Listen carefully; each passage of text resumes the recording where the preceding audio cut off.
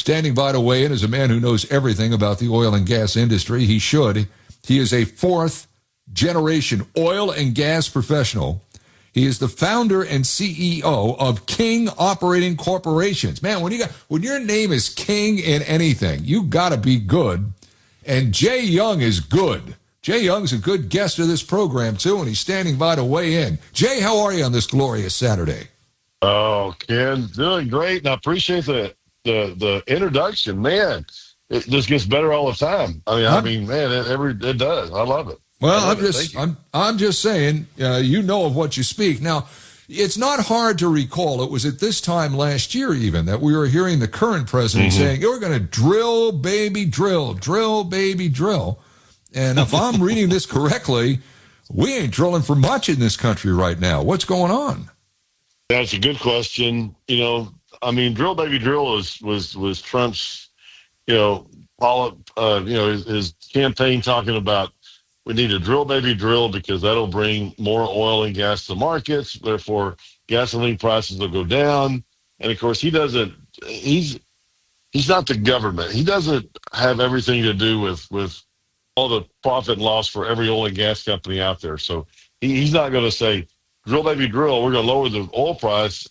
You're going to make less money, and everybody's going to be okay with that. They're not. They're not okay with making less money. So a lot of companies do. They quit drilling. They didn't really listen to the campaign, I guess. And if they did listen to it and they heard it, which I'm sure they did, they said, well, is it economic for us to drill, baby, drill? And it's not economic. So therefore, we are drilling less wells. Our rig count's down 50%, which is a huge indicator of what our supply is going to be in the future. 3 months, 6 months, 9 months from now. What's going to be the supply? Because we have oil and gas prices are obviously economics 101, supply and demand. If there's more supply on the markets, our demand stays the same, then we're going to see prices go down. And that's what they did not want to see. Oil and gas companies don't want to see more supply on the market where oil and gas prices go down. And so they're drilling at higher prices.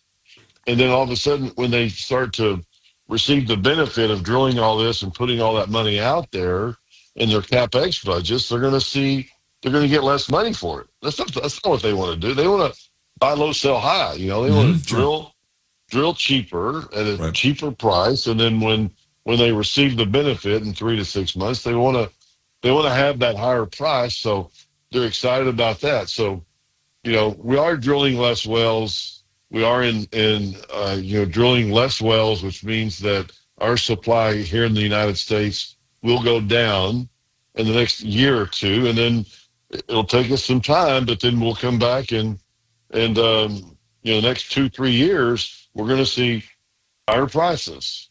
So Jay, it stands to cyclical. All right. So the rigs are down 50% from April 2019 to where they are right now. How much of that is a reflection of the war on fossil fuel the last administration waged ferociously?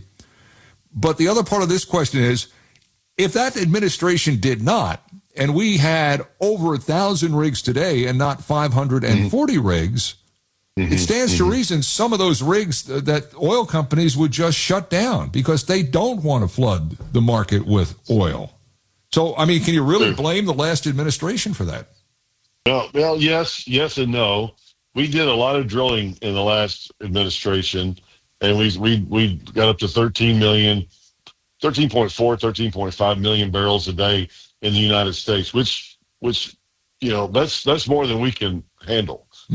Our refineries here in the United States. Well, let's just say this. Okay, so we need 20 million a day. That's our appetite. That's our addiction, is what George Bush said. That's how much oil we need. A third of it goes to cars, a third of it goes to jet fuels and trucks, diesel. A third of it goes to other means, for roads and lipstick and plastics and all that stuff. So we need 20 million barrels a day in the United States. We're producing 13. Our refineries can only handle 12.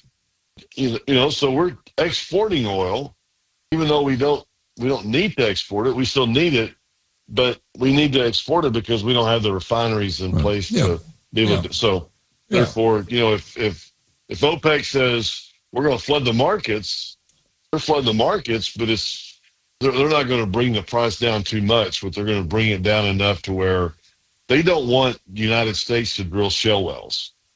They want us to quit drilling, because it doesn't make sense for us to drill $10, $12 million, $15 million shale, which unconventional shale wells. I understand that. I understand the geopolitics in this, but here's what else I understand. Oil is, I think, close of business yesterday was about $64 a barrel. That's for sweet crude, $64 a barrel. Mm-hmm. Gas prices nationally are $3.20. That's still about 25 cents a gallon better than what it was last year. Ohio, $2.97 average. Kentucky, $2.93. Indiana, $3.15 on the average. So that's where all of this is. If you're telling me that production is going to decline and therefore the demand will increase, it sounds to me like what's going on here is, sure, the oil companies don't want to drill a lot because it will affect the price at the pump, and that's the last thing they want. But it also sounds to me like here in the great Midwest, where we have all kinds of weather, come this winter, it's going to be a hell of a lot more expensive to heat our home than what it was even a year ago. And it just sounds like it's going to keep going that way if there's going to be a cutback in production from the big oil guys. Am I walking down the right street with this? Yeah, no, you are. And see, we've had a pretty mild summer so far, which, in Texas, we haven't had very many 100-degree days, which normally we have 20, 30 at this time. Yeah. So we haven't been using a lot of our oil and gas. But when AI comes in, when a lot of other things come in the future, and we're not drilling for oil here in the United States, we're not drilling it, declines. An oil and gas well produces less oil tomorrow than it does today. It just declines. That's just a normal, it's just what happens. So when we're not drilling new wells and replacing that oil, and you have the demand coming back, which you will, then you'll see prices go up. But oil and gas companies aren't going to drill until prices go up. They're not going to increase rig count any substantially until, the economics of their board says, now we see prices at 65 or 75.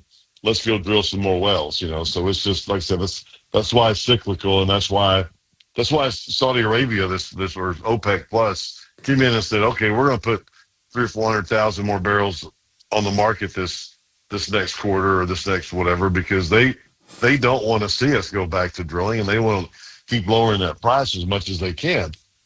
But they can't help it overall, or long term they can't, but they can. Yeah, they can sure. Yeah. And that's all they got, Jay. That's all they got is they got oil over there. They got nothing else going on over there. They got oil. Okay, so we're at nationally 320, but around here just under, for the most part, under $3, just under $3 a gallon on average. And you go to some suburban areas here where the rich folks live, and they're going to pay more because they can charge more up there. But on average, about $2.97 a gallon in Ohio. You're telling me that number probably isn't going to go much lower than what it is. That the days of $2.50, $2.40, $2.30 a gallon, we've adiosed them. They're not coming back anytime soon. That's what you're telling me. Right. It may go down there for a little while, just because of, but then if it does, then Saudi Arabia is going to start pulling out. And if they start pulling out and decreasing production, and all of a sudden you're going to see prices go from that price to a higher price, and then all of a sudden it's like we've got to have, like I said, it's cyclical. So yeah, I know. It's like if we don't have the oil and gas here and demand, I don't see. Now, the big driver in that's demand. I don't see demand going anywhere with AI and with a lot of other, things that are going on. A lot of companies think that a lot of the wells that they're drilling now, the longer laterals, instead of drilling a 2-mile long lateral, they're drilling 3-mile long laterals or 4-mile long laterals, and they can replace all that oil in the market. I don't think so. I don't think so. A lot of other people don't think so. So we're going to have a supply problem. Okay, so the supply problem is going to come, which means it's going to be more expensive for us. But this whole thing about drill bit, I just want to get some definity on this, Jay. This whole drill baby drill thing, you don't see it coming, do you?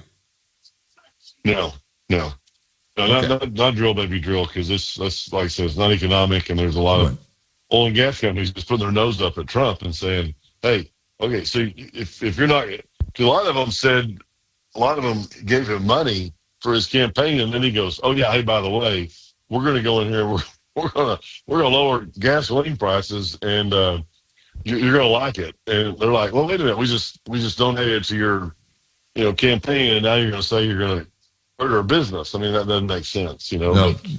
That's politics, and this is bad news, because what it means is it's going to be more expensive to heat our homes during the summer, and then when we really need this, when the demand really goes up for use for our cars to go somewhere, maybe next year, vacation, just the general things you see in a summertime.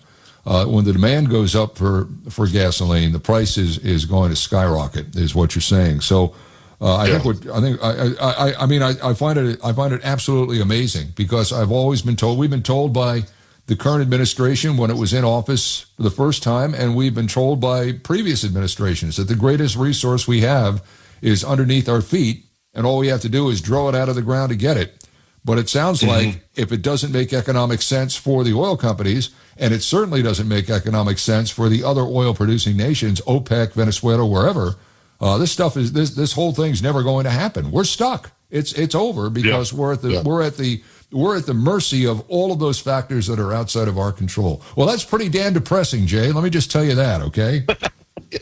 Well, and two, a lot of shale companies, if it wasn't for shale, if it wasn't for fracking, if it wasn't for horizontal drilling and all this other, we would be down to 5 or 6 million barrels a day in the United States. Our production, it would be 5 or 6 million instead of 13. It'd be at 5 or 6. Just think what oil and gas prices would be then. If we didn't have shale, if we didn't have fracking, if the Permian Basin's gone from 1 million barrels a day production to 6.5, not long ago. So therefore, it's all about demand and driving demand, and who has the supplies. Whoever has whoever has the money, drives the rules or makes the rules or whatever. And man, thank goodness that we do have that much oil in the United States. Yeah, because if we didn't, it would be hard. Now, final question, because I think this is important, because we're all living fat and sassy right now. We might have a little problem here, a little problem there. Somebody might have, a rough month, but by and large, the economy, even though it hasn't caught up with with Main Street yet, on Wall Street it's doing well, and it eventually does catch up with Main Street.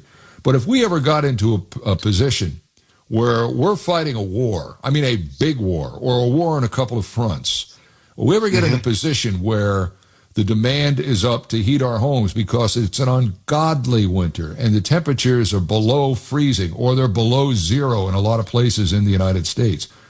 If that happened, do we have enough oil? If all of that, what I just described, happens within the next 6 months, do we have enough oil? Yeah, well, you have to talk about the strategic reserve, and that's a long conversation. Well, that got drained. That got drained, though, by Biden. Drained that thing. Yeah. He drained that. He did. And he did nobody any favors, because he turned that into a political tool. So yeah, I'm not. Exactly. I'm not talking about that, because you can go into the strategic reserve if your country is in peril. It's not if you want to lower the price of gasoline by 3 or 4 cents at the pump. Right. But I'm saying, in a catastrophic sense, are we okay? So we produce 13 million a day, and we need 20 or 21. So if we don't have any foreign oil, and if we're trying to rely on all our own resources here, no telling how high prices would be. $200, $250 a barrel. We've kind of run those numbers before, and it's like, man, that's just astronomical about what oil prices would be. And that's why we try to play nice with other countries, and now Trump's going to go see Putin next Friday or something, and I'm sure there's a lot to say about oil there, because Russia, and all these countries, they run their whole budgets on oil. they don't have 1,000 oil and gas companies like they do in the United States, and of different, and like I said, I run a profit loss on my company, and all these different they do. But in other countries, that is their business. Their business is oil. So if they make 2 million barrels a day, they're making it and they're putting it in their pocket. I mean, it's their business. So I'm depressed. So I'm depressed, Jay. I'm sorry. I'm going to have to. Well, it's just that's facts. You're just telling it like it is, man. That's why we love you. Jay Young, he has written a book called "The Upside of Oil and Gas Investing." What I think you ought to do is where you need to go right there. That's where you need to go. That's where you need to go for all the make some money on it. Where can you find that? Amazon.com? Amazon. Go on my website, kingoperating.com. Okay. jryoung.com. I'm on LinkedIn or whatever, just to get out there and be another Ken Broo in this world. There you go. Well, there's one. I think that's that's God's plenty for the world. Jay, you stay well. We'll visit down the road. Thanks for your time, man, and for the info. Look forward to it. All right. Look forward to it. There it is. Thank you, Ken. Yeah, if you're looking for good news on prices of gasoline and drill, baby, drill, it ain't there. Shocking, but true. 127 News Radio 700 WLW.